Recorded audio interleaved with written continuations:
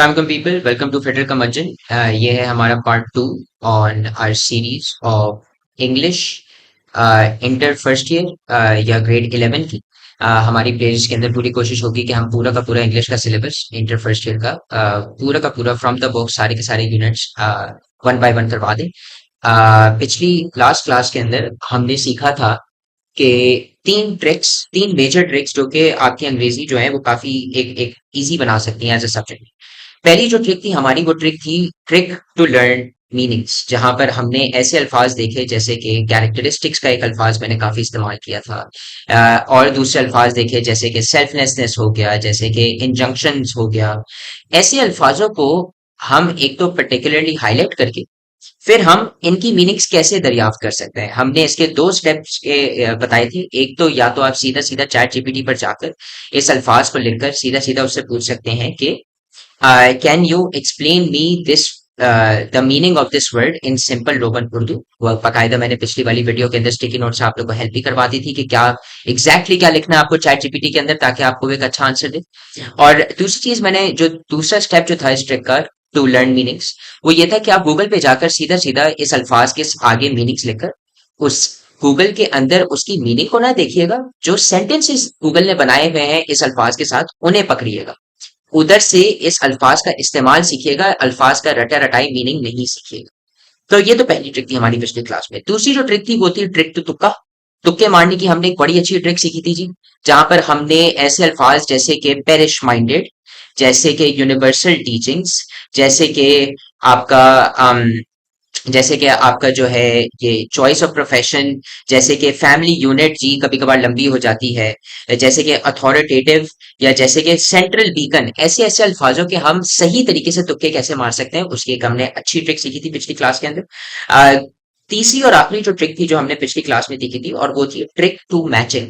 मतलब कि रीडिंग को हम कैसे आसान बना सकते हैं। कभी कभार किताब ऐसी या कहीं पर भी अगर हम पढ़ भी रहे होते हैं इम्तिहान के अंदर, ऐसी चीज के बारे में बात हो रही होती है जिसका हमें ऑलरेडी थोड़ा आइडिया होता है, मगर वो बात ऐसी की गई होती है, ऐसे अल्फाजों में की गई होती है कि हमें लग नहीं रहा होता कि हाँ ये उसी के बारे में बात हो रही है जिसके बारे में हमें पता है।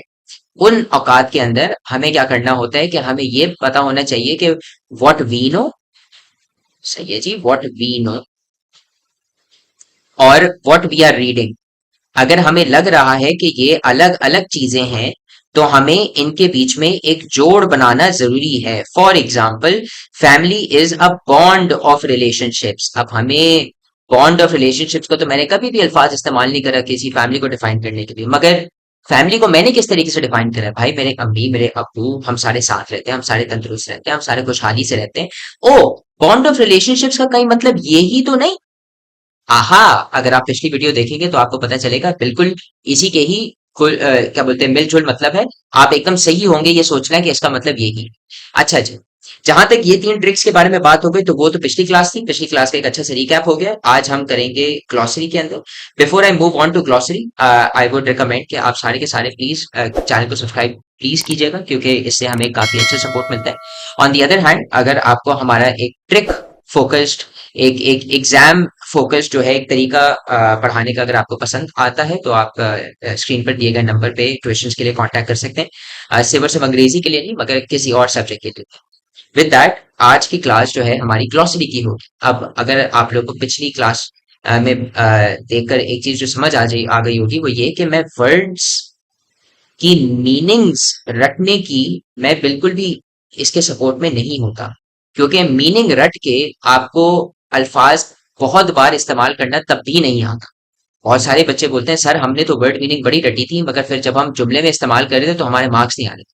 और उसका एक ही क्या बोलते हैं वो जवाब होता है, और वो ये कि बेटा आपको आपने मीनिंग्स तो रट ली थी, मसला ये था कि वर्ड का इस्तेमाल आपको नहीं आ रहा। तो अगर आपको वर्ड और मीनिंग्स जो है, वर्ड्स और मीनिंग्स जो होती हैं उनकी, अगर उस एक्सरसाइज को आपने अपने लिए काफी प्रोडक्टिव बनाना है तो आपको जो है एक थ्री स्टेप फॉलो करना होगा। इसको मैं क्या कहता हूँ, मैं कहता हूँ three step, three steps to learn meanings. सही है जी। अब यहाँ पर जो है ना हमें थोड़ा सा हमें लिहाज किस चीज का करना होगा, इस चीज का करना होगा कि देखो ऐसा बिल्कुल भी नहीं होता कि आप जो है बगैर पढ़े, सही हो गया, आप जो है बगैर पढ़े आप ग्लॉसरी पर आ गए और आपने बोला जी चले सर मैं जो है ना वर्ड और मीनिंग रखा।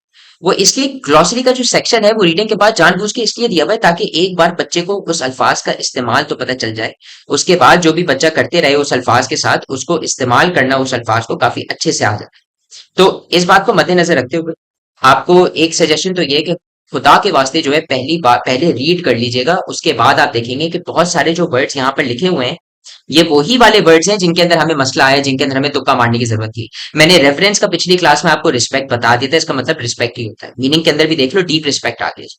बीकन का भी मैंने बोल दिया था यार, बीकन को अगर छोड़ दो तुक्का भी मार लो तो सेंटर होता है ना कुछ। आप देखोगे कि देखो लाइट हाउस तो एक है, सही है, मगर और आगे ना और अदर सिग्नल फॉर गाइडेंस ये भी लंबी की गई है, इधर भी वही वाला मतलब है जो मैंने पिछली क्लास में सिखाया है। 3 स्टेप्स टू लर्न मीनिंग्स।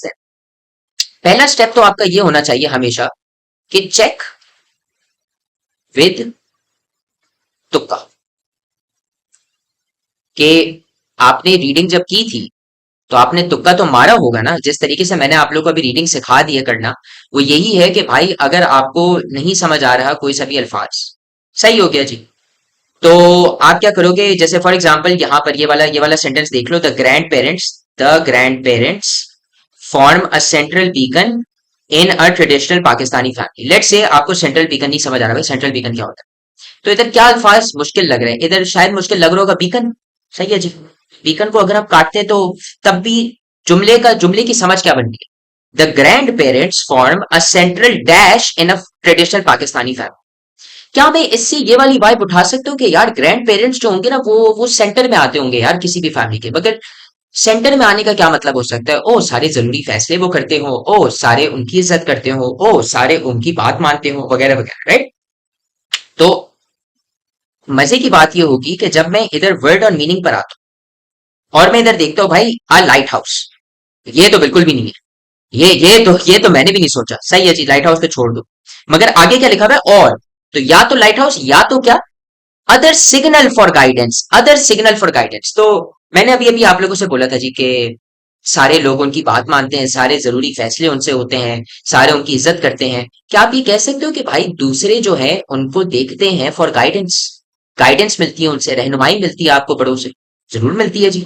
तो मैं मेरा तुक्का यहाँ पर सही था। तो एक मुझे जो है ना एक समझ आ जाती है मेरे दिमाग को भी कि यार हमने जो तुक्का मारा था, हम जैसे सोच रहे थे वो एकदम सही था। अब जो भी हम मुझे एडिशनल जो भी ऐड करना है ना, मेरा दिमाग कबूल करने की कोशिश करेगा, क्यों, क्योंकि मैंने अभी तक उसे खुश रखा है। खुश कैसे रखा है, मैंने उसे बताया ओ भाई जो आपने तुक्का मारा था ना वो एकदम सही, सही है जी। तो पहला स्टेप क्या होगा जी, चेक विद तुक्का। दूसरा जो स्टेप होगा मेरा, दूसरा स्टेप हमेशा होगा कि मेक अ सेंटेंस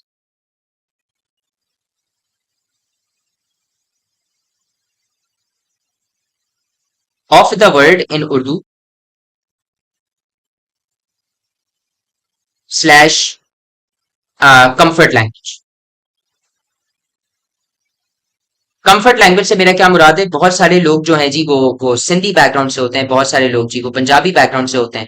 तो मेरा मेरा बस मतलब ये है कि इसी जो भी अल्फाज की जो भी आप मीनिंग याद करने की कोशिश कर रहे हैं उसका जो है ना एक जुमला बना लें अपनी ही जुबान, जिस जुबान में आप बात करते हैं, ताकि आपके दिमाग को कम से कम एक आइडिया हो जाए कि अच्छा इसको अगर हमने भी इस्तेमाल करना हम कैसे करेंगे। तो फॉर एग्जाम्पल अगर मैं बोलता हूँ जी थ्राइव, तो मेरे अब्बू अगर मुझसे कहते हैं कि बेटा अगर तुम बाहर जाते हो ना, पाकिस्तान से बाहर जाते हो तो तुम बहुत कामयाब होगे, तो क्या मैं इसकी जगह पे ये कह सकता हूँ कि मेरे पापा मुझसे कहते हैं कि जब मैं बाहर जाऊंगा तो मैं बहुत थ्राइव करूंगा, कि मैं बहुत थ्राइव करूंगा, कि मैं अच्छे से ग्रो करूंगा, कि मैं प्रॉस्पर करूंगा जी बाहर।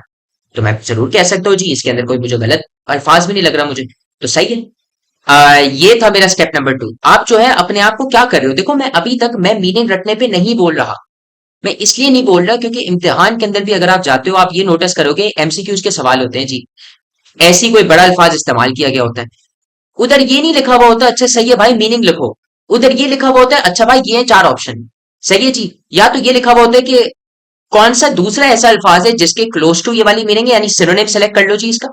या तो ये लिखा हुआ होता है अच्छा भाई हमने मीनिंग दे दिया अब तुम बताओ इन 4 ऑप्शन में से क्या सही मीनिंग है।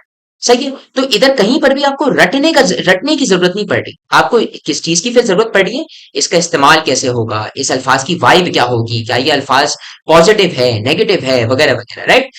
अच्छा जी, सेकंड स्टेप तो ये हुआ। थर्ड स्टेप, और ये बड़ा क्रूशियल स्टेप है। अगर आपने पहला स्टेप, दूसरा स्टेप और इन दो स्टेप्स के बाद तीसरा स्टेप नहीं किया तो आप कुछ भी नहीं कर रहे, ये समझ लेना। और वो ये है कि मेक एन इंग्लिश सेंटेंस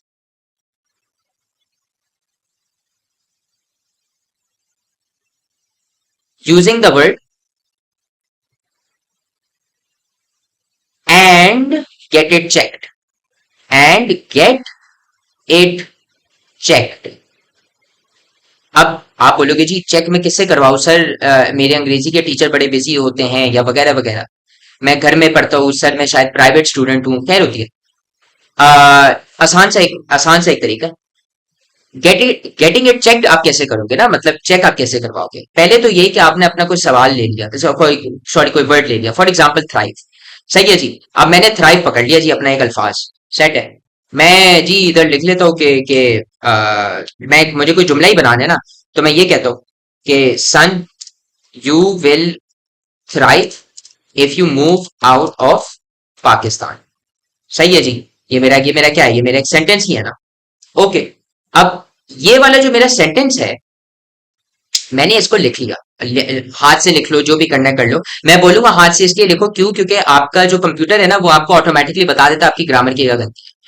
अगर आपका कंप्यूटर बार बार आपको करेक्ट कर रहा होगा तो आपको खुद नहीं पता चलेगा कि आप ग्रामर में कहां पर गलत होते हो। इसलिए मैं बहुत रिकमेंड करूंगा कि प्लीज इसे हाथ से लिखिएगा पहले। अच्छा जी, जब आपने एक या दो सेंटेंसेस बना लिए ना हर वर्ड के ऊपर, उसके बाद आप क्या करेंगे कि लेट से फॉर एग्जांपल मैंने अभी अभी थ्राइव के ऊपर बनाया, मैं चैट जीपीटी पर जाऊंगा। कहां पर जाऊंगा? मैं चैट जीपीटी पर जाऊंगा और मैं ये लिखूंगा, ये मैंने कोटेशन मार्क्स लिख दिए। अब मैं लिखूंगा, can you tell me if this sentence is grammatically correct. सही हो गया जी। ये मैंने सीधा सीधा क्या करना है, ये मैंने चैट जीपीटी के अंदर अपना जो इंग्लिश का जो सेंटेंस है, वो मैं क्या कर दूंगा, मैं इनपुट कर दूंगा। अब जैसे ही मैं इनपुट करूंगा तो चैट जीपीटी जो है मुझे यूजुअली बता देता है कि अच्छा सही है, आप क्या करोगे ना, मतलब check using chat GPT, check using chat GPT. चाहे जी, चैट जीपीटी। अच्छा सही है। और उसके बाद मैंने क्या कर दिया, नीचे मैंने आप लोग को एक एग्जाम्पल दे दीजिए कि एग्जाम्पल किस तरीके से दिखती है। तो एग्जाम्पल मैं यहाँ पर लिख देता हूँ कि एग्जाम्पल। सही है जी। अब होता क्या है कि अक्सर बार कभी कभार चैट जीपीटी भी जो है ना बहुत लंबी करता है ना, अपनी अंग्रेजी बहुत झाड़ता है चैट जीपीटी। तो उसका भी एक बहुत अच्छा तरीका है, और वो ये है कि if you can't understand checking, if you can't understand checking,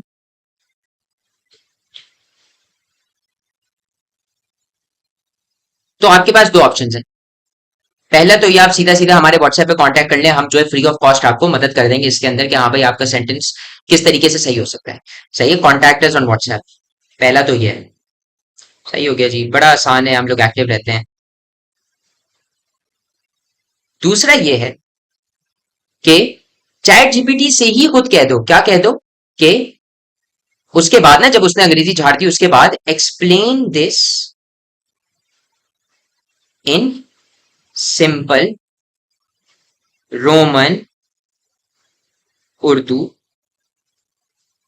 या आपने किससे कहना है? To chat GPT. सही हो गया जी। दोनों में से आप कोई सा भी तरीका अपनाएंगे, दोनों में से कहीं ना कहीं पे आपको चेकिंग मिल जाएगी। बात यह है कि ये तीन स्टेप्स आपने अप्लाई करने हैं और आपने करते रहने हैं। उसके बाद आपको क्या मिल जाएगा? आपको एक वाइब मिल जाएगी जी अल्फाज की। अब मैं एक चीज आप लोगों को जरूर बता दूं, और वो ये है कि आप जितनी भी वीडियोस देख लें कि हाँ भाई वर्ड मीनिंग के ऊपर, जितनी भी आप वीडियोस देख, जो अंडरस्टैंडिंग आपको आती है जब आप खुद जुमले बनाते हो, जब आप पहले खुद तुक्का मारते हो, फिर तुक्का मारने के बाद फिर आप जब खुद अपनी लैंग्वेज के अंदर अपनी जबान और अपने दिमाग से एक जुमला बनाते हो, उसके बाद आप अंग्रेजी में एक सेंटेंस बनाते हो, जो अंडरस्टैंडिंग इससे आती है ना, वो आपको कोई कोई टीचर नहीं दे सकता। वो आप जितने भी पैसे खर्च कर लो, कुछ काम बेटा अपना होता है। सही है। आप किसी बहुत एक्सपेंसिव से एक्सपेंसिव कोच को भी हायर कर लो, अगर आप ग्राउंड पे नहीं जा रहे, आपको क्रिकेट खेलना नहीं आएगी, बैठ बैठ के नहीं होती। सेट इज अच्छा। अब हम अगर यहाँ पर आते हैं तो ग्लॉसरी के अंदर मैंने आप लोगों को समझा दिया जी कि थ्राइव का क्या मतलब, वही वाला ना, जैसे मैंने अभी बता दिया कि देखो बेटा, अगर तुम बाहर जाते हो तो तुम बड़ा थ्राइव करोगे, तुम बड़ा ग्रो करोगे। बीकन जी, अब बीकन के अंदर देखो, बीकन एक लाइट हाउस भी होता है ना। बीकन एक लाइट हाउस भी होता है। लाइट हाउस आप बोलेंगे वो वाला, वो जहां से लुट्टे का माल मिलता है, नहीं नहीं वो वाला नहीं। लाइट हाउस कौन सा वाला है जी, वो जो समुद्र पर होता है, एक लाइट हाउस होता है, एक टावर टाइप होता है, उससे लाइट निकल रही होती है ताकि जो कश्तियां होती है ना समुद्र में, उनको पता चल सके, ओ हाँ वहां पर कोई बंदा है, वहां पर हमें मदद मिल सकती है। अगर लोग खो जाते हैं समुद्र में तो वो लाइट हाउस की मदद से वो अपना रास्ता वापस पा सकते हैं, किसी ना किसी के पास आ जाएंगे, कोई जमीन पर पहुंच जाए। तो एक तो वो लाइट हाउस होता है। दूसरा लाइट हाउस होता है, दूसरी चीज क्या होती है जी, beacon, other signal for guidance. Other signal for guidance का क्या मतलब हुआ, देखो आपके असातिज़ा जो होते हैं वो क्या होते हैं, एक बीकन ऑफ होप बन सकते हैं। वो बीकन ऑफ होप का क्या मतलब होता है कि वो आपको होप देते हैं। आप देखते हो जी, रिलीजन, अब मजहब जो है वो बहुत सारे लोगों के लिए बीकन ऑफ गाइडेंस बन जाता है। बीकन ऑफ गाइडेंस कह लो, आप बीकन ऑफ होप उसे भी कह लो, मजहब से बहुत सारे लोगों को होप मिलती है। तो बीकन जो है ना, आप बीकन समझ लो या तो सोर्स कह लो। यहां पर इन्होंने क्या किया, सिग्नल। मैं आप लोगों को कह रहा हूं कि सोर्स समझ लो, beacon of hope, beacon of joy. बहुत सारे लोग कहते हैं जी कि बीकन ऑफ जॉय क्या मतलब, BEACON, बीकन ऑफ जॉय। बहुत सारे लोग कहते हैं ना, जब बच्चे हो जाते हैं तो घर में खुशहाली आ जाती है, तो हम क्या कह सकते हैं कि बेबीज और new borns are a beacon of joy for many families, for many families, हम ये भी कह सकते हैं, है ना जी। तो अब देखो मैं अभी क्या कर रहा हूँ, मैं अभी ये कह रहा हूँ कि मैं आप लोग को उर्दू में एक जुमला बता रहा हूँ, उसके बाद मैं उसे अंग्रेजी में कंस्ट्रक्ट कर रहा हूँ। जहां पर किताब लंबी कर रही है, जहां पर किताब जरा अजीब जा रही है, मैं उसके अंदर आप लोगों को मदद करके वो वाली चीज को गलत करार देके मैं आप लोग को कुछ बेहतर बता रहा हूँ। रेफरेंस क्या है जी, रेफरेंस यार, रेफरेंस रिस्पेक्ट की तरह होता है, सही है ना। रेफरेंस के ऊपर बिल्कुल भी लंबी नहीं करनी। अगर तुम लोग कहीं पर भी रिस्पेक्ट की जगह पे रेफरेंस का अल्फाज इस्तेमाल करते हो ना, गिवन कि तुम लोग सही तरीके से कर रहे हो, मतलब कि पास्ट टेंस, प्रेजेंट टेंस, उसका ख्याल रख, आसान है, मतलब कुछ नहीं होगा। तो जैसे फॉर एग्जांपल मैं कहता हूँ जी के एल्डर्स, एल्डर्स मतलब जो बड़े होते हैं, elders are well respected in a Pakistani household, in a Pakistani household, सही है जी। अब अगर मैं ये कहता हूं, अच्छा, ई को कैपिटल बना दो जी अगर, हाँ, इन अ पाकिस्तानी हाउस होल्ड। अब मैं रिस्पेक्टेड की जगह पे अगर मैं रिवेयर्ड कर देता हूँ ना, रिवेयर्ड, RE, क्या जी, ये देख लो, REVERED, are well revered in a Pakistani household, मेरी मीनिंग तब भी से सही है, एकदम सही। और यहां पर ही मैं क्या बोलते हैं, एक बात आप लोग को स्टैब्लिश करने की कोशिश करो, वो ये है कि एक तो ये कि देखो, रेवरेंस और रिवेयर्ड दो अलग अलग क्या है, टेंसेज हैं, मतलब के दो अलग अलग फॉर्म्स हैं एक ही अल्फाज के, दो अलग अलग तरीके हैं एक ही चीज को लिखने के। तो डू और डिड जैसे होता है, DO और डिड, सही है ना, प्रेजेंट और पास्ट, वैसे ही ये है। तो एक वजह से मैं आप लोगों को कहता हूं कि देखो, प्लीज जो है ना, सीधा सीधा मीनिंग्स रट के ना जाओ, अपने आप को जो है ना अल्फाज के साथ क्या करो, फेमिलियर बना दो, फेमिलियर बना दो, सही है ना। तो तुक्का मारो पहले, फिर अपने एक सेंटेंस में इस्तेमाल करो, फिर एक अंग्रेजी का सेंटेंस बनाओ, जीपीटी से चेक कर लो, अगर नहीं आ रही समझ तो फिर भाई हमें कांटेक्ट कर लो, वो छोटी छोटी चीजों में तो हम आराम से हेल्प कर देते हैं, कोई कोई मसला नहीं होता पैसों। अच्छा जी, ये हो गई हमारी चीज।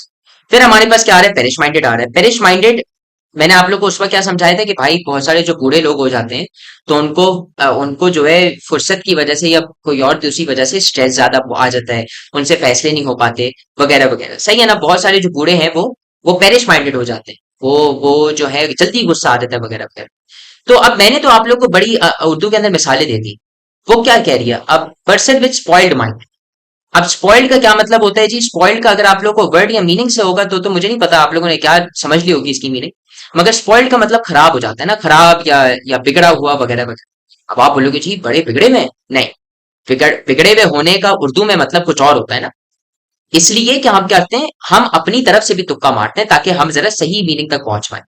पेरिश माइंडेड का यहां पर मतलब ये होगा कि एक ऐसा इंसान जो कि अपनी जो जो जो समझदारी से जो बात करता है, वो अब वो इंसान वो एबिलिटी खो चुका है, सही है। अब वो समझदार नहीं रहा, अब उससे सही से फैसले नहीं लिए जा रहे, वगैरह वगैरह। उस इंसान को हम क्या बोलेंगे, that he is parish minded या शी इज पेरिश माइंडेड, सही है।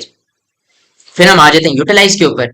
यूटिलाइज का क्या मतलब होता है, टू मेक यूज ऑफ, अब यूटिलाइज को अगर मैं उर्दू में इस्तेमाल करूँ तो क्या होता है जी?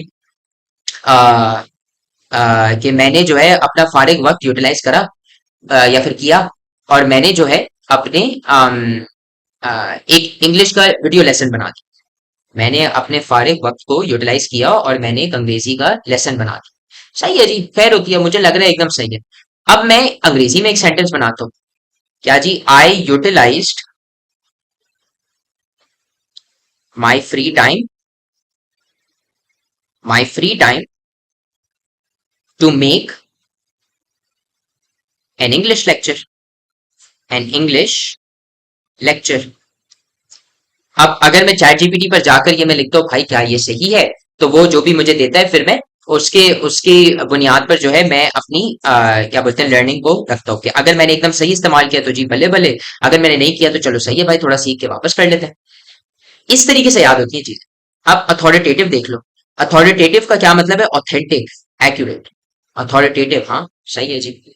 उर्दू के अंदर अगर मैं इसका कोई जुमला बनाता हूँ मैं क्या बना सकता हूँ? अथॉरिटेटिव ना, सही है। मेरे अब्बू जो हैं वो खानदान में बहुत अथॉरिटेटिव हैं, उनके पास काफी अथॉरिटी आती है जी। उन वो काफी बड़े बड़े फैसले मेक करते हैं और उनके फैसले सब मानते हैं, उनकी एक अथॉरिटी है जी। अच्छा, इसको मैं अंग्रेजी में कैसे पूछ सकता हूँ? My father, my father's role in the family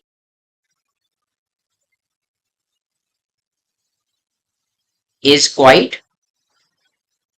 is quite ऑथॉरिटेटिव,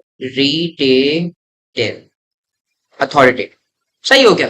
अब मैं इसको भी चैट जीपीटी में डाल के मैं चेक कर लेता हूँ। हमें किताब क्या बता रही है? हमें किताब बता रही है कि इसका मतलब है ऑथेंटिक या एक्यूरेट।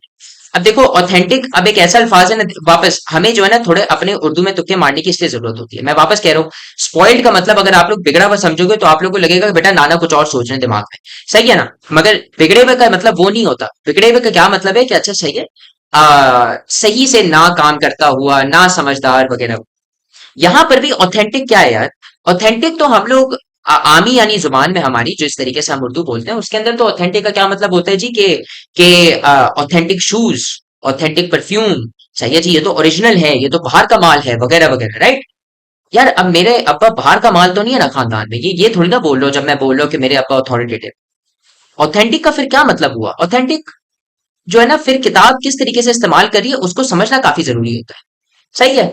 ऑथेंटिक का जो है ना मतलब फिर किताब को काट, इसका क्या मतलब है? अथॉरिटी। इसका क्या मतलब है? रोब और जोर, और एक ऊपर पोजीशन पर रहने वाला। अथॉरिटेटिव, आप इसका ये मतलब समझ। एक्यूरेट का क्या मतलब होता है जी? एक्यूरेट का मतलब होता है जो सही हो, हमेशा जो एकदम सही हो। तो वो सही है, मतलब अथॉरिटेटिव यानी जो बंदा जो ऊपर होता है यूजुअली वो एक्यूरेट भी होता है जी। तो आप ये कह सकते हो। ये वाली मीनिंग के ऊपर मैं मानता हूँ। अगर आप ऑथेंटिक को आप दूसरी वाली मीनिंग इस्तेमाल करना चाह रहे हो, ऑथेंटिक की क्या कौन सी वाली मीनिंग है जी? वो कि एकदम ओरिजिनल या एकदम लग्जरी या एकदम बाहर का माल, मैं बोलूंगा भाई वो वाले को काट देना, सही है। कुछ और अगर मीनिंग आ रही है जो कि अथॉरिटेटिव की असल वाइब से मिलती जुलती है तो फिर बिस्मिल्लाह, सही है। सिग्निफिकेंट पर आ जाते हैं। सिग्निफिकेंट का क्या मतलब है जी? इंपॉर्टेंट और पावरफुल। तो इंपॉर्टेंट हो गया या पावरफुल हो गया? क्या मैं ये कह सकता हूँ जी कि कि 11th ग्रेड इज, नहीं क्या बोल सकता है मुझे? कि मेरी जो उर्दू में पहले बनाते हैं ना, मेरी जो इम्तिहान के अंदर जो कामयाबी है यानी जितने मार्क्स मुझे मिलते हैं वो एक काफी सिग्निफिकेंट एक एक चीज होगी मेरे फ्यूचर के। काफी एक सिग्निफिकेंट रोल प्ले करेगी मेरे फ्यूचर के अंदर, मेरे इम्तिहान के ग्रेड्स, मेरे रिजल्ट्स। जो लग तो रहा है यार, सही तो इस्तेमाल किया। सिग्निफिकेंट का क्या मतलब होता है? इंपॉर्टेंट रोल प्ले करेगी, पावरफुल रोल प्ले करेगी, भाई सही है। अगर मेरे इम्तिहान में अच्छे मार्क्स नहीं आते, आगे का फ्यूचर तो गया ना, मैं अच्छी यूनिवर्सिटी में नहीं जाऊंगा, अच्छी जॉब नहीं मिलेगी। और जो फिर कारोबार करते हैं वो तो हमें भी पता है क्या होता है उनका। खैर, सिग्निफिकेंट और इंपॉर्टेंट पावरफुल है ना। तो अब क्या मैं क्या कर सकता हूँ? मैं इधर क्या ये भी लिख सकता हूँ मैं क्या जी? अब मैं अंग्रेजी के अंदर मैं बनाता हूँ अगर, तो कि माई एकेडेमिक सक्सेस। एकेडेमिक सक्सेस क्या होती है जी? एकेडेमिक का मतलब पढ़ाई और सक्सेस का मतलब क्या जी? कामयाबी। My academic success will play a significant role, a significant role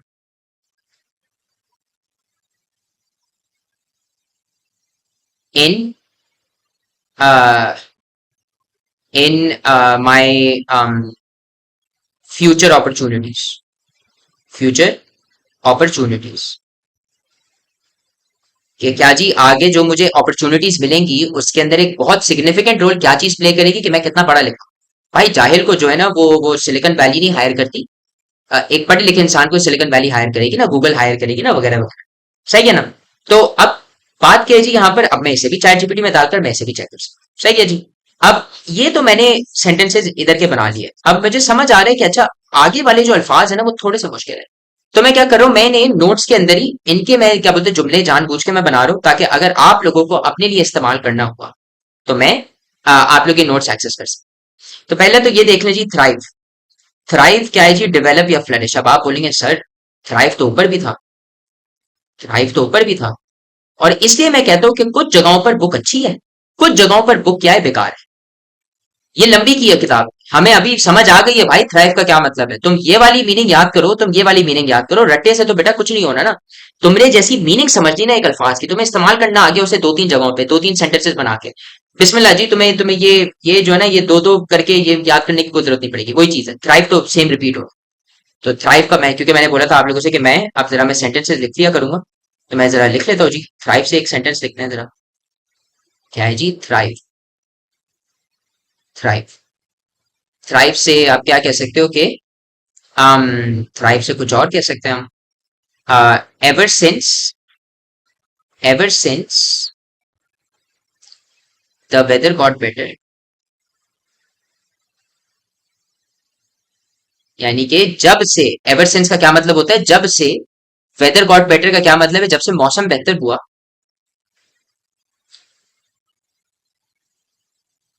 the plant life in my backyard is thriving, is thriving. The plant life in my backyard is thriving. अब देखो, ऐसे जब आप जुमले बनाते हो ना, इसके अंदर क्या है, इसके अंदर आप जुमलों के अंदर डिटेल दे रहे हो। मैं ये भी कह सकता था कि भाई जब से जो है ना वेदर बेटर हुआ है ना तो प्लांट्स आर थ्राइविंग। मगर मैं कह रहा हूँ नहीं, मेरे बैकयार्ड के अंदर जो जो प्लांट्स है, प्लांट लाइफ है, प्लांट्स भी नहीं, प्लांट लाइफ, वो थ्राइव कर रहे हैं। जब मैं इतना कहता हूँ ना तो क्या होता है, तो एग्जामिनर पे भी एक अच्छा असर जाता है कि ओए होए, बॉय जो है ना वो बिल्कुल भी डरा हुआ नहीं है ज्यादा अल्फाज इस्तेमाल करने से। ऑफ कोर्स गिवन के बॉय को अल्फाज इस्तेमाल सही से करने आते हों, इसलिए हम जो प्लेलिस्ट हैं इनको हम जल्दी जल्दी से अपलोड कर रहे हैं, मगर फिर हम आपको प्रैक्टिस के भी मेथड बता रहे हैं वो इसलिए ताकि ये जो जब आप 3 स्टेप वाला मेथड करते हो ना, ट्रस्ट मी, जब आप 3 स्टेप वाला मेथड करते हो ना कोई 2 या 3 घंटे के लिए, और फिर जब आप के अपने दोस्तों से भी बात करने की कोशिश करते हो, वो अल्फाज ऑटोमेटिकली आएंगे आपकी जुबान में और आने भी चाहिए। इस्तेमाल करो भाई, इसी तरीके से याद होती है चीज। थ्राइव हो गया जी। कोहीसिव, कोहीसिव, अब कोहीसिव एक बड़े मजे का यार वो है। कोहीसिव, हाँ। कोहीसिव का क्या मतलब है जी, यूनाइटेड या वर्किंग टुगेदर। ओके। अब मैंने भी वही बोला था आपसे, मिलजुल के रहना। पिछली वाली क्लास के अंदर कोहीसिव फैमिली का अल्फाज इस्तेमाल किया गया था रीडिंग के अंदर। सही है। कोहीसिव के ऊपर मुझे एक सेंटेंस बनाना है। ओके। सही है। मैं ये कह सकता हूँ कि क्योंकि मेरी पूरी की पूरी टीम कोहिसिव थी, हमारे लिए उन्हें फुटबॉल में हराना जो था बड़ा आसान था यार। हमें कितनी अच्छी और कोहिसिव टीम थे कि सामने वालों को हराना जो था बड़ा आसान। सही है, इसको मैं अंग्रेजी में जरा लिखते हैं।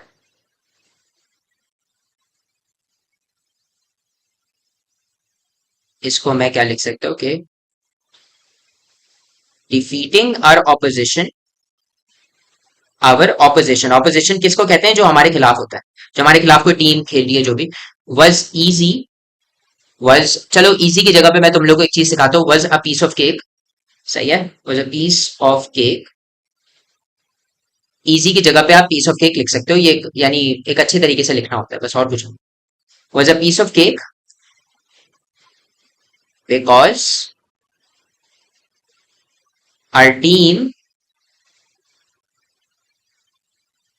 Was so cohesive, was so cohesive.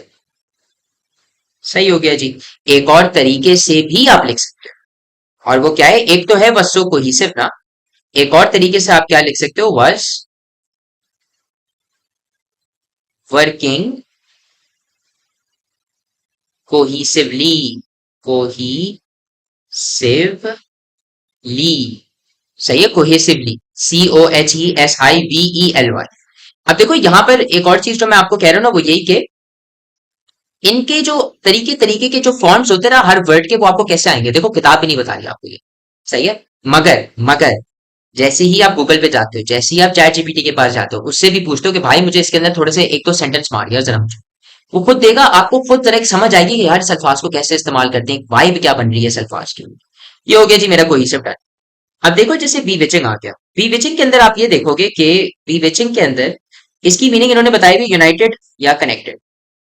अब यहाँ पर ही मसला आ गया, वो ये कि बी विचिंग का अगर आप इस्तेमाल भी देखते हो या अल्फाज भी देखते हो, इसका तो यूनाइटेड या कनेक्टेड होता ही नहीं है भाई। मतलब बी विचिंग का तो मतलब होता है एकदम, यानी डिलाइटफुल या इंचेंटिंग, या अगर आप कहते हो ना वो जो उसकी काली काली आंखें, वो जो होता है, वो कहना का मतलब होता है बेटा उसकी आंखें बड़ी बीविचिंग है। बीविचिंग का मतलब होता है ओए होए, मतलब बहुत बहुत ब्यूटीफुल है जी, बहुत अट्रैक्टिव है, बहुत बहुत चार्मिंग है, सही है। तो अगर अगर उसका मतलब बीविचिंग का मतलब तो ये होता है।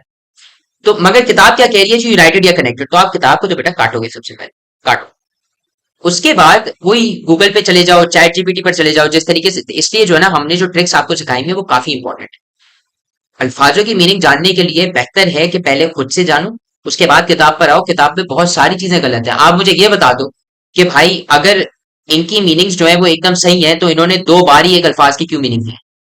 या अगर इनकी मीनिंग सही है तो भाई बी विचिंग की ये वाली मीनिंग कौन सी डिक्शनरी से उठाई है? मैं तो दिख ही नहीं रहा मुझे। सही हो गया। तो बीविचिंग का क्या मतलब है जी? प्यारा, चार्मिंग, बड़ा जी, यानी आप कह लो बड़ा ही जी कोई, यानी attractive.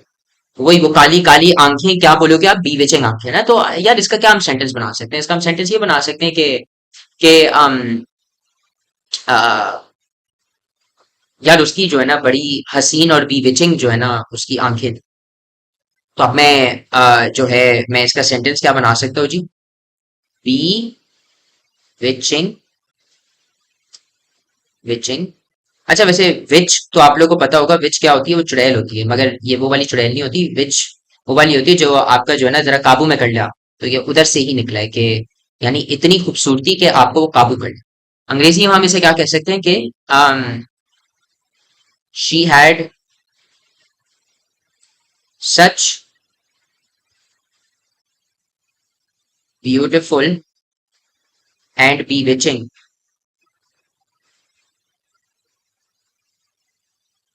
eyes that William had forgotten about his past heartbreak।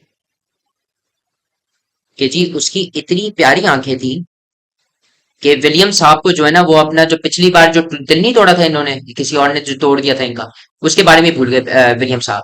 सही है जी। तो अब ऑफ कोर्स मैंने कोई पाकिस्तानी का थोड़ा नाम इस्तेमाल करना था, ये कभी नहीं होता हमारे पास। विलियम साहब के साथ ये हो गया। अब अवर्ड की तरफ आप आते हो।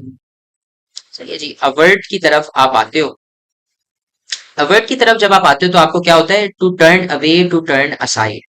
इधर मैं बोलता हूँ जी, सही है, किताब एकदम सही है। अवर्ट का क्या मतलब होता है जी? कि किसी चीज को आ, जो है हटाना, किसी चीज से हटना। तो फॉर एग्जाम्पल अगर आप कहते हो कि जो है ना मैंने उसकी आंखों में देखा, मगर उसने अपनी आंखें मेरे से अवर्ट कर दी।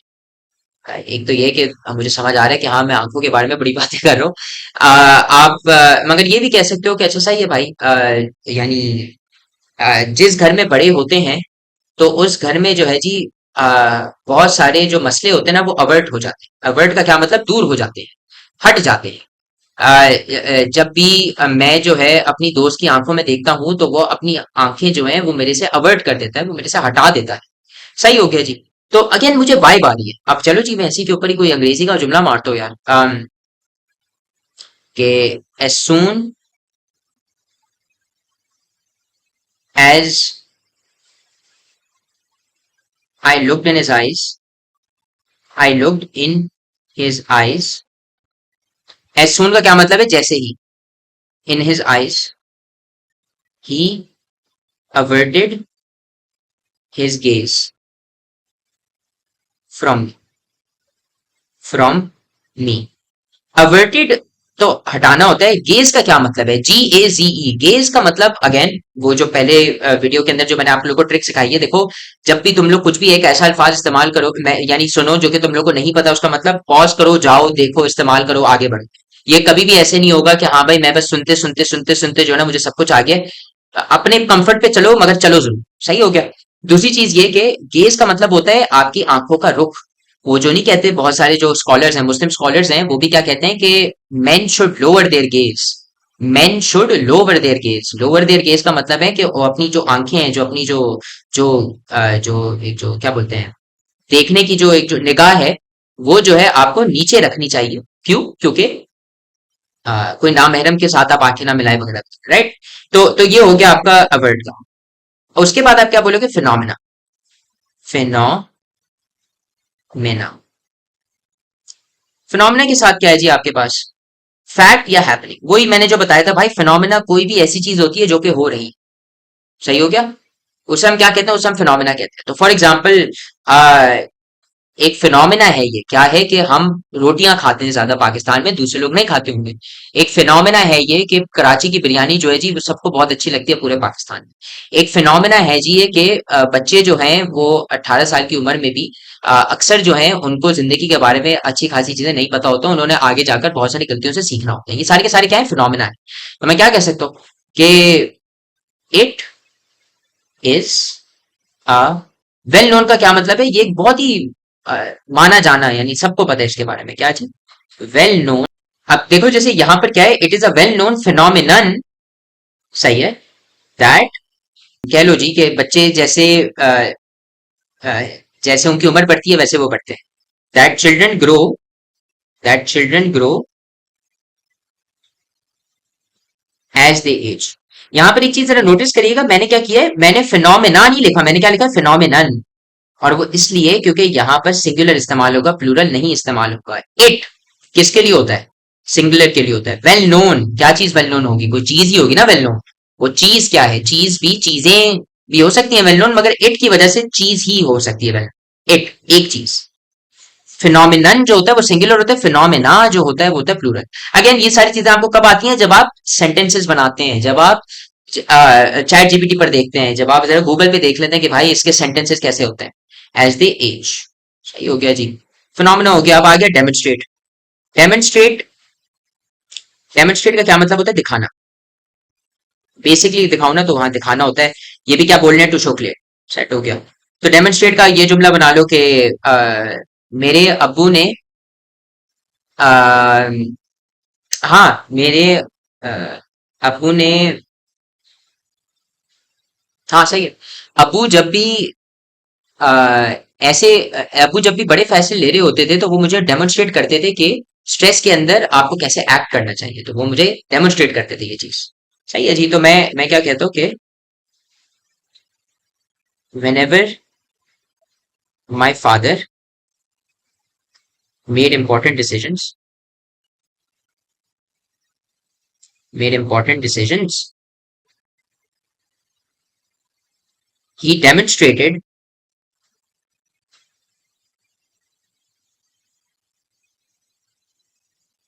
how one should behave under stress। Set हो गया जी। He demonstrated, TED है ये, he demonstrated how one should behave under stress। Set हो गया। डेमोन्स्ट्रेट हो गया जी। आखिरी है प्रॉस्परिंग। प्रॉस्परिंग, प्रॉस्परिंग के अंदर जब हम आते हैं तो वही है प्रॉस्पर। तो देखो मैंने तुम लोग को थ्राइव के साथ ही बताया था कि भाई थ्राइव और प्रॉस्पर एक ही चीज होती है। सेट हो गया। वही है डूइंग वेल या फ्लरिशिंग। मैं इधर भी ये कह सकता हूँ जी, प्रॉस्परिंग है ना। तो चलो क्या यार, प्रॉस्परिंग का भी वही मतलब है क्या जी? उगना, अच्छे से, फैलना, तंदुरुस्ती से, वगैरह वगैरह ना। आप ये कह सकते हो कि हाँ, जैसे ही अली ने अपना मास्टर्स किया ना, तो वो जो है जी अपनी अपनी अपनी जॉब जॉब मार्केट में बड़ा प्रॉस्पर कर रहा था जी। मैं ये कह सकता हूँ कि as soon as Ali was finished was over नहीं had finished his masters सही है had completed his masters set हो गया जी has had completed his masters um he began to prosper he began to prosper in the job market in the job market बड़ी आसान चीज है भाई समझने के लिए विद दैट हमने आप लोग को ये सिखा दिया कि भाई देखो तीन स्टेप्स जिनके अंदर आप मीनिंग्स लर्न कर सकते हैं हमने जो जरा मुश्किल अल्फाज थे उनके आपके साथ ही सेंटेंसेस बनाए वही वाला स्टेप फॉलो करके क्या जी देखो चेक विद तुक्का तो मैं तो अपना तुक्का इसलिए नहीं चेक करूंगा क्यों क्योंकि भाई मैं तो पढ़ा रहा हूँ मुझे तो पता है इन सारे यानी अल्फाजों की ऑलरेडी जो मीनिंग्स हैं वो मुझे ऑलरेडी पता है मगर मैं आपसे आप लोगों से जरूर बोलूंगा कि देखें अगली बार भी अगला चैप्टर जब भी आप पढ़ें तो पढ़ें पहले तुक्के पहले मारें उसके बाद समझें उसके बाद ग्लॉसरी पर आकर अपने पहले स्टेप वन क्या है चेक विद तुक्का दूसरा स्टेप क्या है जी make a sentence of the word in Urdu या फिर अपनी कोई भी कंफर्ट लैंग्वेज के अंदर सिंधी के अंदर बना लें पंजाबी के अंदर बना लें मगर किसी न किसी तरीके से मुंह में यानी बोलने में ही एक सेंटेंस जरूर बनाएं ताकि आपके दिमाग को जरा आइडिया हो जाए कि भाई ये अल्फाज को हम इस्तेमाल कैसे करें तीसरा क्या है जी कि make an English sentence using the word and get it check सही है जी तो आप चेक कैसे करोगे चैट जीपीटी से कर लो अगर उसकी चेकिंग नहीं समझ आ रही तो आप क्या करोगे कॉन्टैक्ट अस व्हाट्सएप सीधा सीधा ये कर लोगे आसान चीज है इतना कोई मुश्किल नहीं है विद दैट हम फिर अगली जो लेक्चर के अंदर हम रीडिंग एंड क्रिटिकल थिंकिंग और उसके आगे जो है इंशाल्लाह ये पूरा का पूरा जो यूनिट है वो खत्म करके यूनिट टू की तरफ मूव ऑन करेंगे